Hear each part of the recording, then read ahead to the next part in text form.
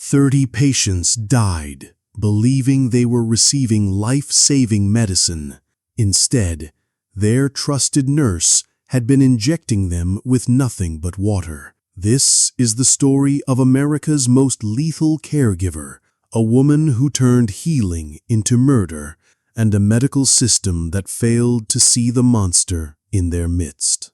In 1885, at Philadelphia General Hospital, patients whispered about the angel of Ward 7. Nurse Margaret Hayes moved through the dimly lit corridors like a ghost, her white uniform pristine, her hands steady, her smile warm. But behind those caring eyes lived something far darker than anyone could imagine. For 5 years, Hayes had been systematically replacing vital medications with plain water. Heart medicine became harmless liquid. Pain relievers turned into cruel deception. Life-saving treatments transformed into instruments of slow, agonizing death. The patients trusted her completely. Why wouldn't they? She was their nurse, their protector, their hope in a world where medicine was still primitive and death lurked around every corner. But Margaret Hayes wasn't saving lives. She was stealing them. Philadelphia General Hospital in the 1880s was a fortress of red brick and broken dreams. Built to serve the city's poorest residents, it housed over 800 patients at any given time. The wards smelled of carbolic acid and human suffering. Gas lamps cast dancing shadows on peeling walls, and the constant sound of coughing echoed through endless hallways. Ward 7 was different. It was quieter. Patients seemed more peaceful, more resigned to their fate. The death rate was higher, but in an era where 1 in 4 hospital patients never went home, nobody questioned the numbers. Margaret Hayes had worked there for 8 years.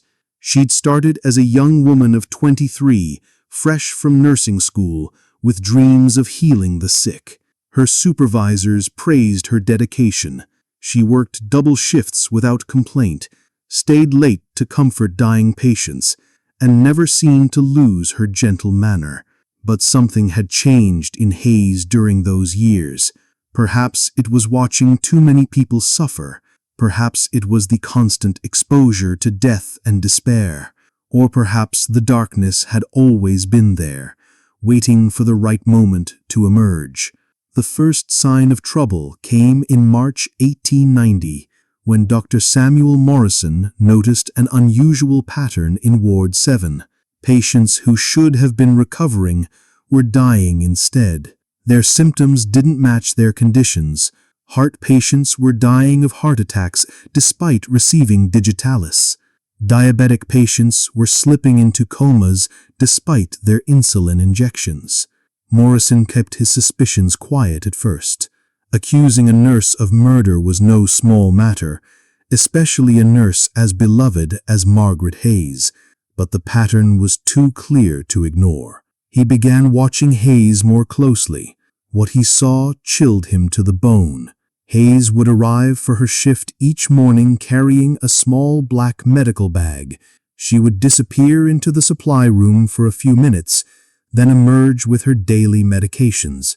But Morrison noticed she also carried a small glass vial filled with clear liquid. One night in April, Morrison hid in an empty patient room and watched through the cracked door as Hayes made her rounds. He saw her approach the bed of Thomas Wheeler, a 60-year-old man recovering from pneumonia. Wheeler needed regular doses of quinine to fight his fever. Hayes smiled at Wheeler, spoke softly to him, then prepared his injection. But instead of drawing from the medicine vial, she filled her syringe from the small glass container she carried in her pocket. Morrison's blood ran cold. He watched as Hayes injected Wheeler with what he now realized was nothing but water. She recorded the proper medication in Wheeler's chart, then moved on to the next patient. Thomas Wheeler died 3 days later. His fever had never broken. Morrison knew he had to act, But Hayes was careful. She varied her routine, sometimes giving real medicine, sometimes substituting water.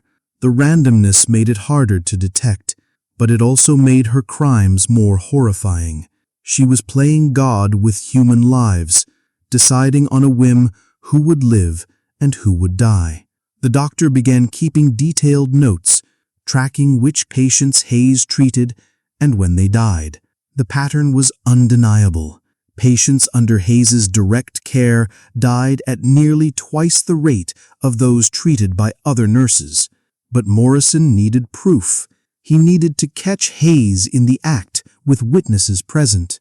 On the night of May 15, 1890, Morrison gathered 2 other doctors and the hospital administrator.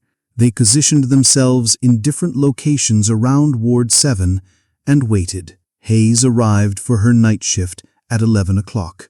She made her usual stop at the supply room, then began her rounds. At midnight, she approached the bed of elderly Maria Santos, who was recovering from a stroke. Santos needed regular injections of a new experimental drug to prevent blood clots. Hayes prepared the injection while the hidden doctors watched. Once again, she drew the liquid from her personal vial instead of the prescribed medication. As Hayes inserted the needle into Santos's arm, Morrison stepped from the shadows. "Stop right there, Nurse Hayes." Hayes froze. The syringe trembled in her hand. For a moment, the mask slipped, and Morrison saw something terrible in her eyes. Not guilt or fear, but annoyance. She was irritated at being interrupted. "I don't know what you mean, Doctor," Hayes said calmly, withdrawing the needle. "I'm simply administering Mrs. Santos's prescribed medication." "Empty your pockets," Morrison commanded. The other doctors emerged from their hiding places. Hayes looked around at their stern faces and realized her game was over. Slowly, she reached into her pocket and withdrew the small glass vial. Morrison took it and held it up to the gaslight. Clear liquid sloshed inside. He removed the cork and smelled it. Water. Plain water. "How long?" Morrison asked quietly. Hayes straightened her uniform and looked him directly in the eyes. Her voice was steady, almost proud. 5 years.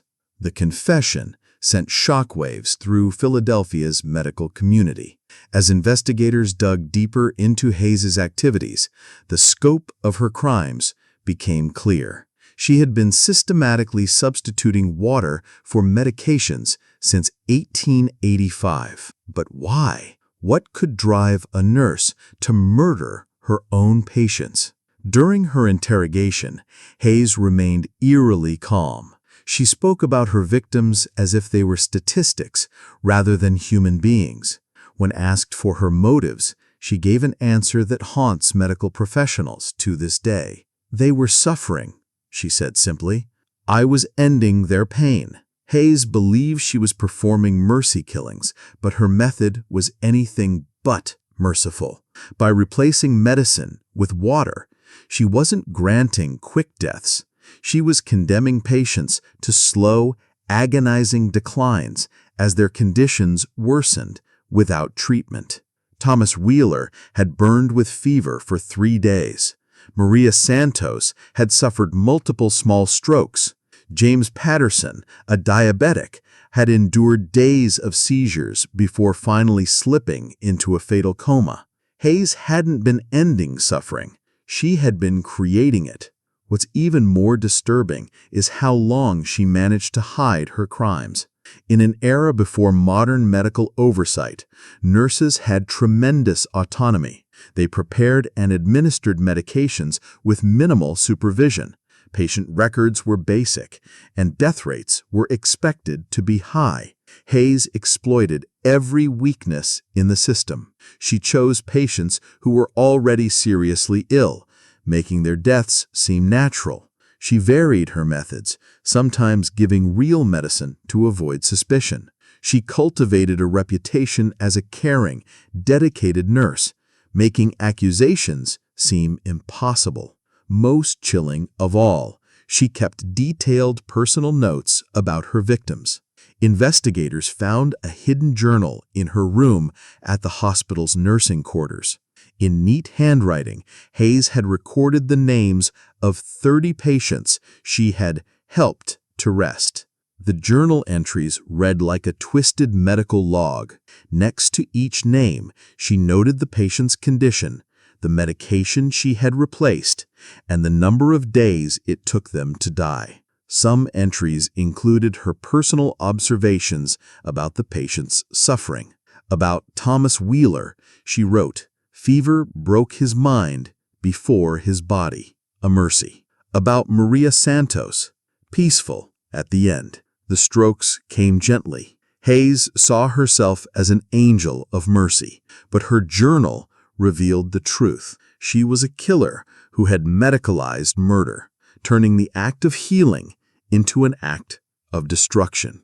I want to pause here for a moment and ask you something. Stories like this make us question who we can really trust with our lives. What do you think drives someone to betray the most sacred duty in medicine? Drop your thoughts in the comments below. The trial of Margaret Hayes began in September 1890. The courtroom was packed with reporters, medical professionals, and family members of her victims. Hayes sat calmly at the defendant's table, her hands folded, her expression serene. The prosecution presented overwhelming evidence.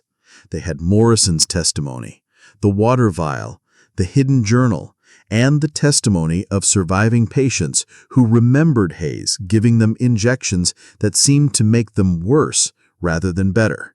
Hayes's defense attorney argued that her client was mentally unstable, driven to her crimes by the psychological pressure of working in such a grim environment. He painted a picture of a woman who had started with good intentions, but had been slowly driven mad by constant exposure to death and suffering. But the prosecution countered with Hayes's own words.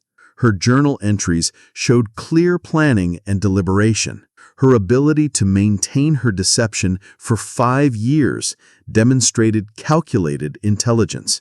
Her calm demeanor during interrogation suggested someone fully aware of her actions. The jury deliberated for less than 2 hours. Guilty on 30 counts of murder. Judge Harrison Caldwell sentenced Hayes to death by hanging, making her one of the first female medical serial killers to face execution in American history. As he read the sentence, Hayes showed no emotion. She simply nodded and asked when the execution would take place. "The state will determine that, Miss Hayes," Caldwell replied. "But I pray God has mercy on your soul, because this court has none." Hayes was transferred to Eastern State Penitentiary to await execution, but she would never face the gallows. On November 3, 1890, guards found Hayes dead in her cell. She had somehow obtained a small vial of poison, possibly digitalis, stolen from the hospital before her arrest. In her final act, she had prescribed her own medicine. She left behind one last note: "I have done what I thought was right. Let God judge me now." The Margaret Hayes case sent shockwaves through American medicine. Hospitals across the country began implementing new safety procedures. Medications were locked away and tracked more carefully. Nurses were required to work in pairs during medication administration. Death rates began to be monitored more closely for unusual patterns. But the case also raised uncomfortable questions that persist to this day. How many other Margaret Hayeses are out there? How many killers hide behind uniforms and diplomas? How do we protect patients from those who are supposed to protect them? Philadelphia General Hospital tried to bury the scandal. They renamed Ward 7 and transferred most of the staff. They sealed Hayes's personnel records and refused to discuss the case with reporters. The hospital's official history, published in 1925, doesn't mention Margaret Hayes at all. But the patients' families remembered. They formed what may have been America's first medical malpractice support group, meeting monthly to discuss their losses and advocate for hospital reform. Their efforts led to some of the first patient safety regulations in American medical history. The Hayes case also inspired a new field of study, medical forensics. Doctors began to understand that hospitals could be crime scenes, that patient deaths might not always be natural, and that the people we trust most with our lives might sometimes be the ones most capable of taking them. Modern medicine has come far since 1890. We have electronic medical records, security cameras, strict medication protocols, and multiple layers of oversight. But cases like Margaret Hayes remind us that evil can wear a caring face, that monsters can hide behind the noblest professions. In recent years, we've seen similar cases. Nurses and doctors who killed patients in the name of mercy, or for the thrill of power, or simply because they could. The methods have changed, but the fundamental horror remains the same. The betrayal of trust, the violation of the sacred duty to heal. Hayes killed 30 people over 5 years, but her true victim count may have been much higher. Hospital records from that era were incomplete, and Hayes had been working at Philadelphia General for 8 years.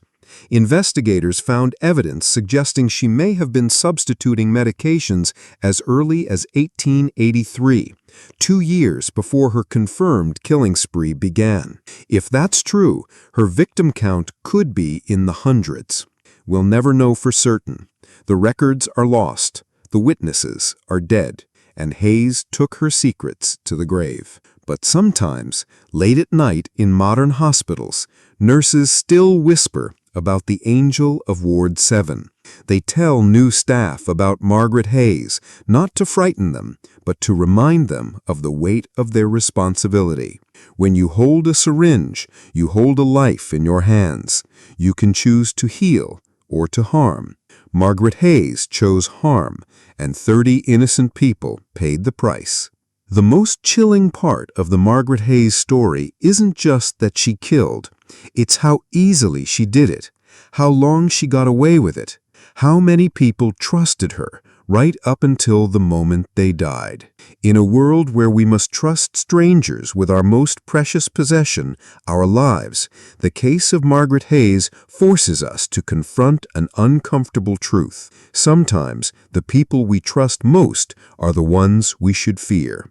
Her legacy lives on in every safety protocol, every medication double-check, every surveillance camera in every hospital corridor. These measures exist because Margaret Hayes proved that evil can wear scrubs, that murder can masquerade as mercy, and that the line between healing and harming can be razor thin. The next time you're in a hospital, look around. Notice the cameras, the locked medication cabinets, the buddy system for drug administration. Remember that these safeguards exist because of nurses like Margaret Hayes. They're reminders that vigilance is the price of trust and that the most dangerous predators are often the ones who appear most caring. Margaret Hayes died believing she was an angel of mercy. History remembers her something far different, a reminder that in the battle between good and evil, evil sometimes wears a nurse's uniform and speaks in soothing tones, and that, perhaps, is the most terrifying diagnosis of all. So let me ask you this. Could something like this happen today? With all our modern safeguards and technology, could another Margaret Hayes slip through the cracks? The answer might disturb you more than you'd like to admit. Share your thoughts below. And if this story opened your eyes to the dark side of medical history, hit that subscribe button. There are more shadows in medicine's past than you might imagine, and we're just getting started uncovering them, because sometimes the most important medicine is the truth.